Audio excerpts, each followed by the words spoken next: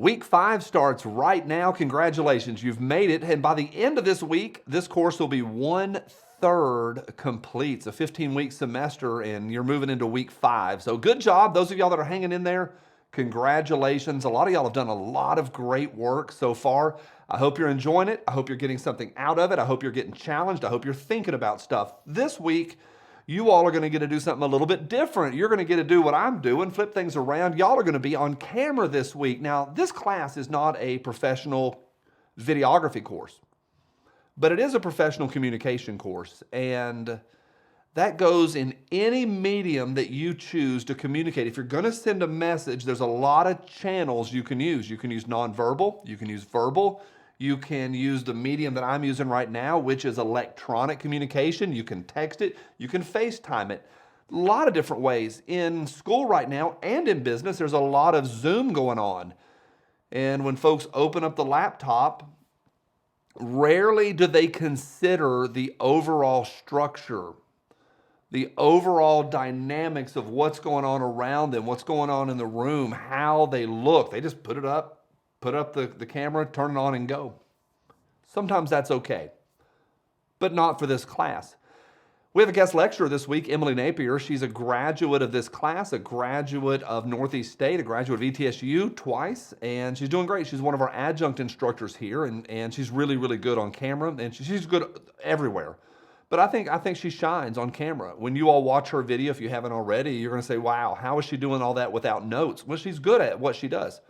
And she was in this class not that long ago, and she shined. She really did shine. Continues to shine, and I'm proud of her. It's really, really good. And I'm learning from her now. I watched some of her other lecture videos this morning, and I learn a lot, and so she's good. She's going to have you create a video. She's a guest lecturer and a guest has an assignment for you. Your interview project. Now, it's not an interview. You're not going back and forth. It's a pitch. You are pitching yourself and creating a 2 to 3 minute presentation, and you are being informed, or you're drawing in your own research. What kind of questions do employers look for your all's career choices? So in your own pathway, what do you think? What have you found? What have you researched that interviewers are looking for? And then you pitch yourself based on that, 2 to 3 minutes. And you're going to talk conversation like this, but still professional. Very similar to what I'm doing now. This is my style. You saw Emily's style. Yours should be somewhere in that ballpark. Excuse me. For this project, Discussion D, I don't want to talk to you about the interview. I don't want to talk to you about what you're going to say. I want to talk to you about the process of making a video.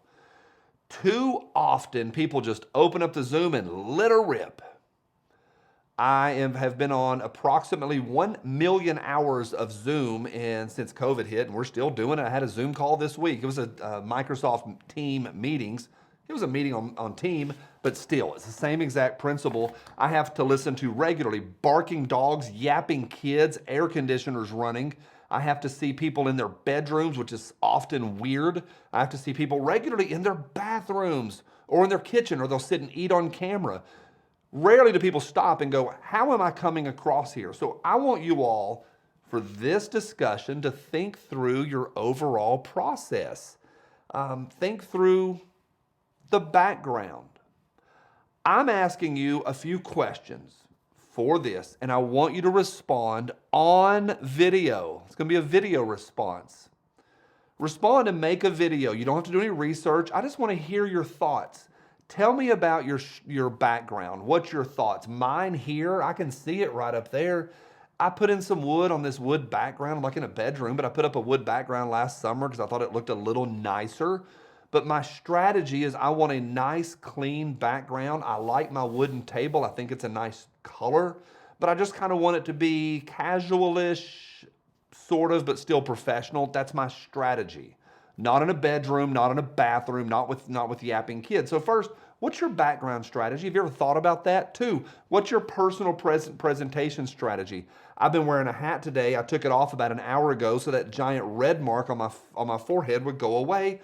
I always wear a collar, almost always. I had a t-shirt on last summer in one video in summer school, but it was summer.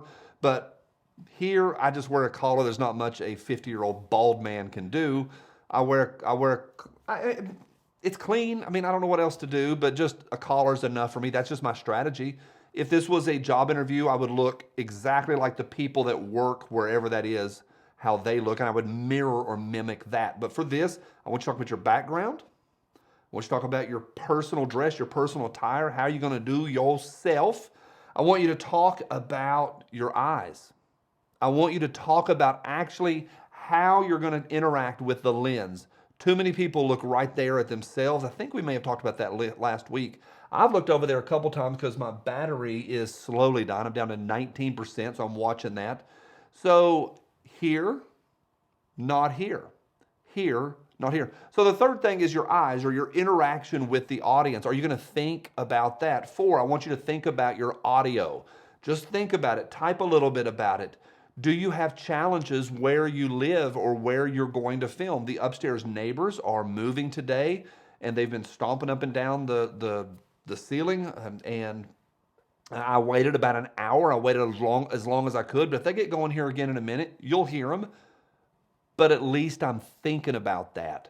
Also with the sound, I turned off the refrigerator. I popped the board. What do you call that board? The breaker switch. I turned the power off to the refrigerator because it was going.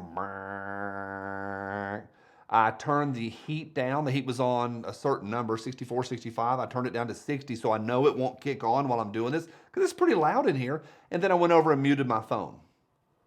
Think about your audio. That's important. I think it is. Do you have yapping dogs? Is this the class? Maybe it was the other class. I talked about dogs walking by and cats walking by. I kind of like when the cats jump up on desks and stuff. It's always funny on Zoom. It's not the end of the world for a casual Zoom call, but for an interview, maybe don't have your cat because, and I'm not trying to be ugly, but every cat on planet Earth will turn their rear end straight, and you'll have to see the bad part right under their tail. They always do it on camera. It's kind of funny.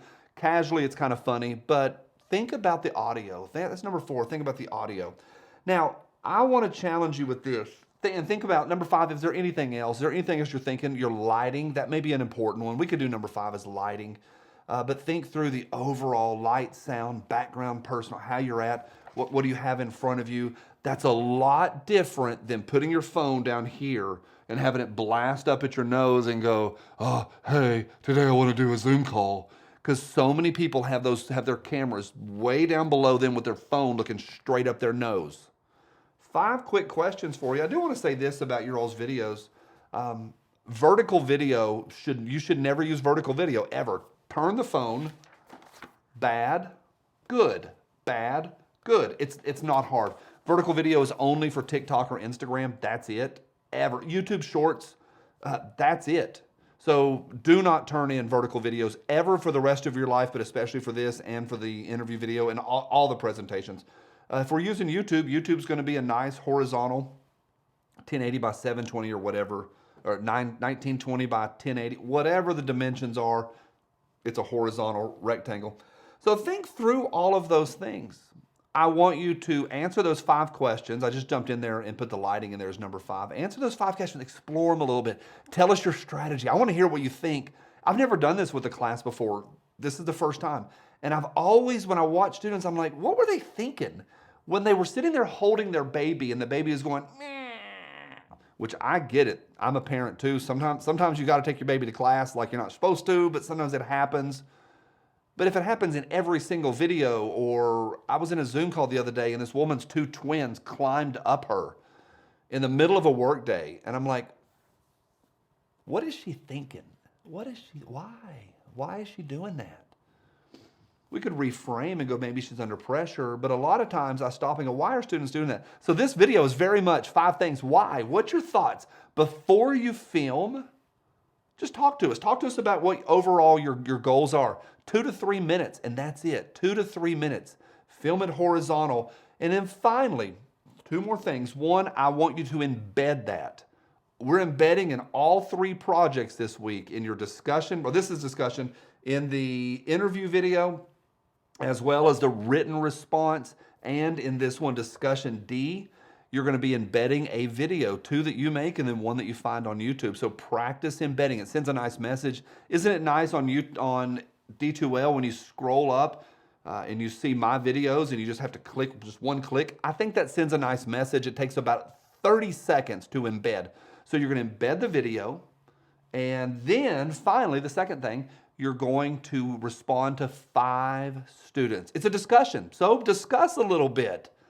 Answer 5 questions. Embed the video.